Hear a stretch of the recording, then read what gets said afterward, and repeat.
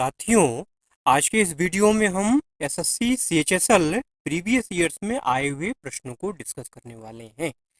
Video आपके लिए महत्वपूर्ण हो सकता है क्योंकि ये सारे के सारे क्वेश्चन सिलेक्टेड हैं और महत्वपूर्ण है, रिपीटेड क्वेश्चन हैं। ठीक है, पहले प्रश्न की अगर बात करें तो किस राज्य ने खेलो इंडिया यूथ गेम्स 2024 का खिताब जीता। ठीक है, ये क्वेश्चन आपके लिए करंट अफेयर्स के लिहाज से बहुत बढ़िया है, ये आपको ध्यान में रखना है।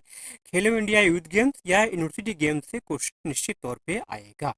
इसका जो राइट आंसर है वो है महाराष्ट्र। ठीक है, ये आपको ध्यान में रखना है, महाराष्ट्र। ठीक है, खेलो इंडिया यूथ गेम्स 2024 का जो खिताब है वो महाराष्ट्र ने जीता है। अगले प्रश्न की अगर बात करें तो पीएम कौशल विकास योजना की शुरुआत कब हुई थी, ये आपसे पूछा जा रहा है। तो इसका जो राइट आंसर है वो है जुलाई 2015। जुलाई 2015 आपको ध्यान में रखना है। जुलाई 2015 में पीएम कौशल विकास योजना की शुरुआत हुई थी। प्रश्न नंबर 3 की अगर बात करूं तो विटामिन बी की कमी से कौन सा रोग होता है। तो विटामिन बी की कमी से बेरी रोग होता है। वहीं स्कर्वी की अगर बात करें तो विटामिन सी की कमी से होता है। रतौंधी जो है विटामिन ए की कमी से होता है और सूखा रोग जो है विटामिन डी की कमी से होता है। ठीक है, अगले प्रश्न की अगर बात की जाए तो नमामि गंगे परियोजना कब शुरू किया गया। नमामि गंगे जो परियोजना है, नमामि गंगे परियोजना जो है ये 2014 ये आपको ध्यान में रखना है, 2014। ठीक है, 2014 में परियोजना शुरू की गई थी। अगले प्रश्न की अगर बात करें तो सत्यमेव जयते कहाँ से लिया गया है। तो सत्यमेव जयते जो है ये मुंडक उपनिषद से, ठीक है, कहाँ से लिया गया है, मुंडक उपनिषद, ये आपको ध्यान में रखना है, मुंडक उपनिषद। मुंडक उपनिषद से जो है सत्यमेव जयते ये सूत्र वाक्य लिया गया है। ठीक है, अगला प्रश्न है कि हिंदू विधवा पुनर्विवाह अधिनियम किसके द्वारा पारित किया गया था। ठीक है, तो लॉर्ड कर्जन, आपको ध्यान नहीं, लॉर्ड कर्जन नहीं, लॉर्ड कैनिंग। ठीक है, आपको लॉर्ड कैनिंग ध्यान रखना है। लॉर्ड कैनिंग जो है, लॉर्ड कैनिंग, लॉर्ड कैनिंग ने जो है हिंदू विधवा पुनर्विवाह अधिनियम पारित किया था। और प्रस्तावित किसने किया था अगर पूछा जाए तो लॉर्ड डलहौजी, ध्यान रखिएगा, लॉर्ड डलहौजी ने जो है इसको क्या किया था, इसको प्रस्तावित किया था। ठीक है, अगला प्रश्न है कि मुंडारी लोक नृत्य कहाँ का नृत्य है। तो मुंडारी जो लोक नृत्य है ये आपको ध्यान में रखना है, झारखंड। कहाँ का है, झारखंड। झारखंड का जो है ये लोक नृत्य है, वहां पे मुंडा जो जनजाति है उनके द्वारा मुंडारी लोक नृत्य किया जाता है।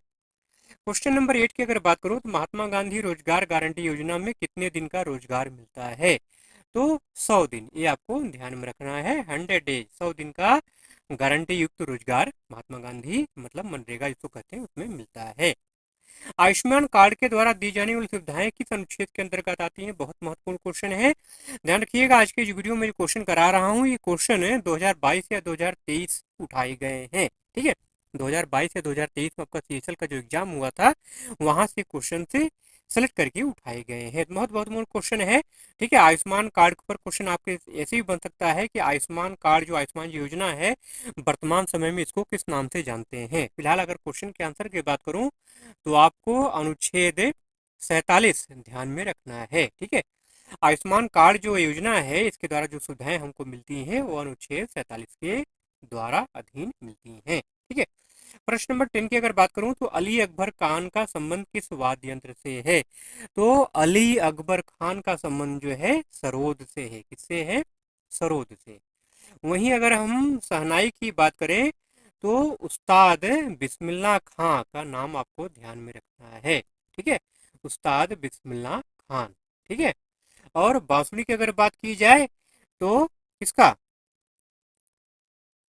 बांसुरी की अगर बात की जाए तो अच्छा, बांसुरी के ऊपर एक बात और ध्यान आई जो है, अभी पिछले दिनों जो है एग्जाम हुआ था आपका सीजीएल का एग्जाम हुआ तो उससे पूछा गया था कि बांसुरी गुरु फिल्म में किस बांसुरी वादक से संबंधित है। ठीक है, तो जरा कमेंट करके आप बताइएगा जो है बांसुरी जो वाद्य यंत्र है एक किससे संबंधित है, बहुत महत्वपूर्ण क्वेश्चन है। ठीक है, अगले प्रश्न की अगर बात करूं, क्वेश्चन नंबर 11, गदर आंदोलन की शुरुआत कहाँ हुई थी। गदर आंदोलन की शुरुआत जो है ना ये अमेरिका में हुई थी।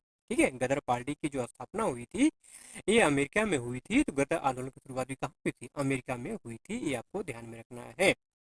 क्वेश्चन नंबर 12 की अगर बात करूं तो भगोड़ा आर्थिक अपराधी अधिनियम 2018 का विस्तार किस राज्य तक है?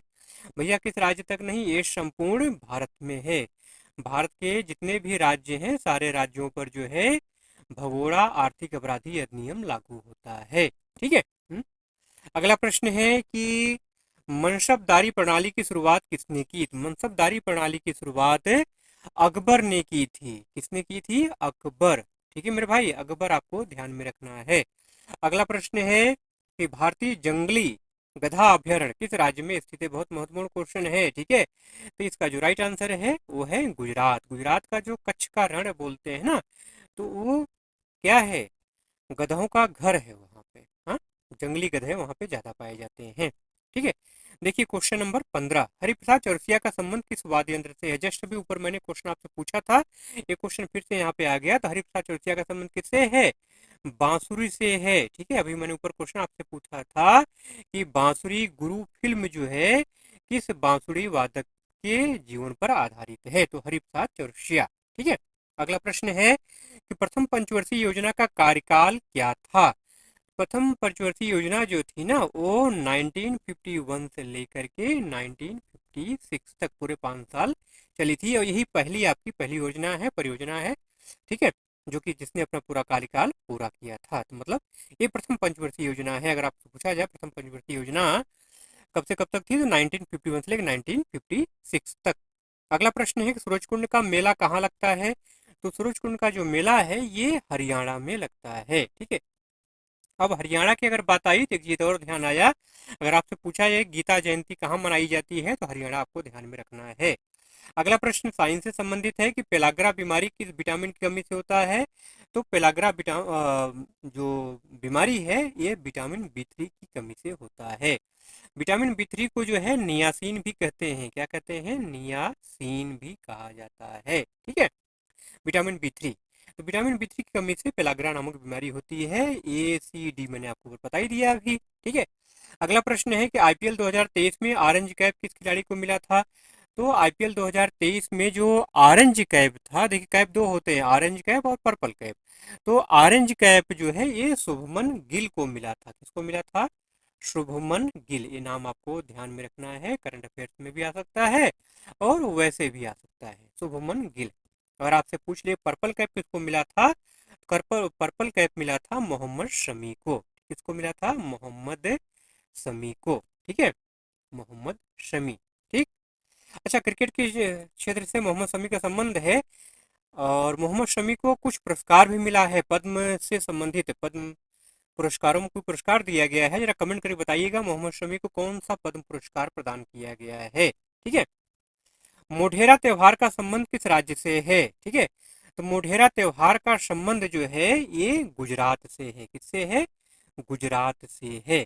ठीक है, अच्छा एक प्रश्न और यहाँ बता दूं आपको, पूछता हूँ आपसे, कमेंट करके जरूर बताइएगा आप, जो है कि भारत का वो कौन सा गांव है, ठीक है, जो पूर्णतः सौर ऊर्जा संचालित है?